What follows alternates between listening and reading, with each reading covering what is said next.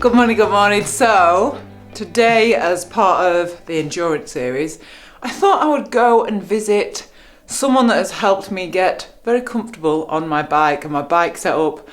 And that person is Burt, who is a phenomenal physio bike fitter. He's worked with Team Sky, he's worked with British Cycling.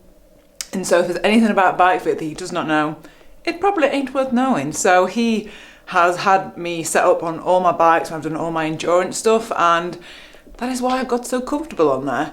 So bike fit is just so important. You can have the right lighting, the right equipment, the right nutrition, but if you're not comfortable on your bike, you're gonna struggle. So let's go and see him. I'm gonna head over to him now, to his studio, and then we'll get some tips from him. So I'll see you shortly.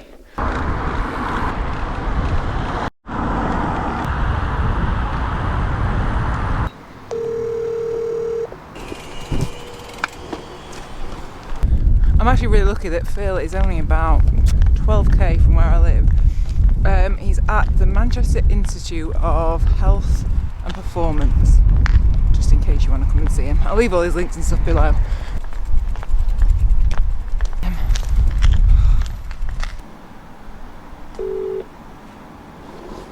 Hi, Katie. I can't get in! Yeah, are you at Performance, are you? Yeah. I've got my mask on. I came out back. Oh, you came for the video? Yeah. In we go. How are you? I'm not too bad, I'll put my mask on now. Get the old mask. Oh, yes. Oh my god, I've got that everywhere.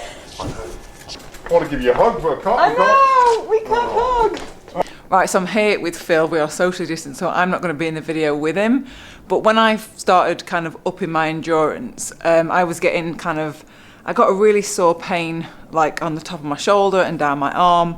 And then more recently, I guess probably maybe a year ago, I was getting like quite sore hips.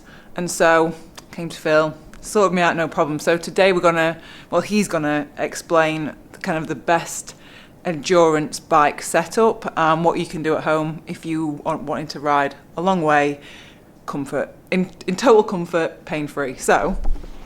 All right, so here's my top tips for endurance riding if you're looking to do a really, really long ride, something that you haven't done before, being in a saddle for quite a few hours. Now, remember the 3 pillars of fit? I would think about, aerodynamics, power, and comfort and sustainability. Basically, aerodynamics for me, not really important in a long endurance ride. You need to generate some power to get round, and you want to be comfortable, and of course, it needs to be sustainable so you can get round.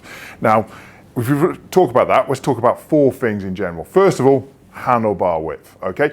Make sure that the handlebar width isn't too wide for you or too narrow. The way you can do that is when you look at yourself in the mirror, or if you can do that, your between your thumb and your first index, when you're on the hood, should go in a line between your shoulder, okay? So otherwise the handlebar should match your shoulder bar width, okay? And that can really help with things like numb hands on long rides, shoulder discomfort, and even neck pain. The second thing I would consider is your crank length. Now, when you're doing longer and longer rides, it's a bit like me and you jumping in an old Mini and driving down to the end of Cornwall or the top of Scotland. In other words, when we got out the other end, we wouldn't be surprised to be a bit stiff in our hips and our back, stretching up afterwards. That's the postural imposition of cycling for a long time in this very closed hip position. So 2 things you can do with that is raise the front end to open up your hip. Some people do that, and you can see Katie here has got her stem inverted and a very short one, which will achieve that, higher than it being flat down like a sprinter, Mark Cavendish down here.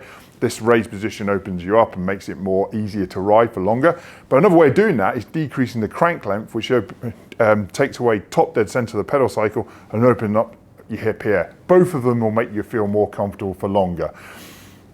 The third thing I would look at is your saddle, okay?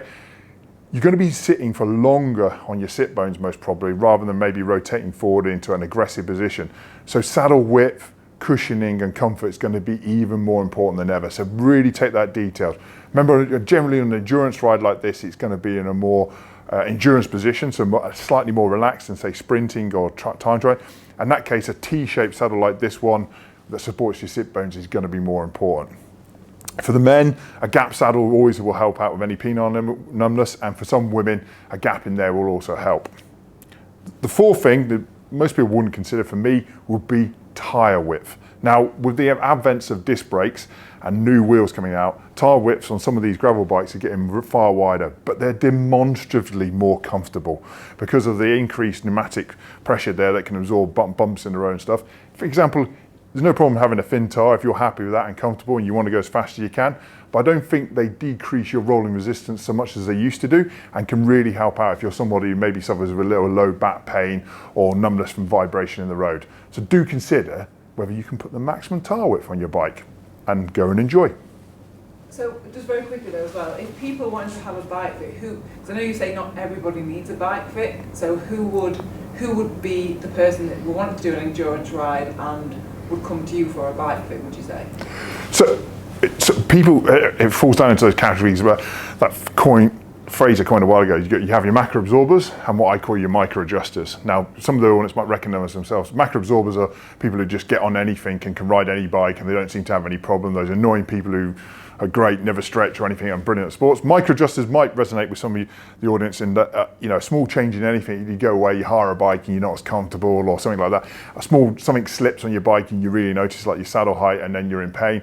Those people probably need, those type of people that need more help with getting the optimal position. In other words, getting them in. Sometimes they might have something like a leg length difference, quite actual leg length differences aren't that common, but functional ones where one of us, you have a bit of a twisted pelvis, that can cause one-sided knee pain, one-sided saddle sore, one-sided back pain, for example. If you go for a physio-led type bike fit, that can recognise that in you and accommodate it within the bike setup, So crank length, for example, comes into that because it decreases the effect of asymmetry. Remember, all human beings are asymmetrical, we're all wonky. This is completely symmetrical. So it's different to, for example, running, where you can accommodate your asymmetries.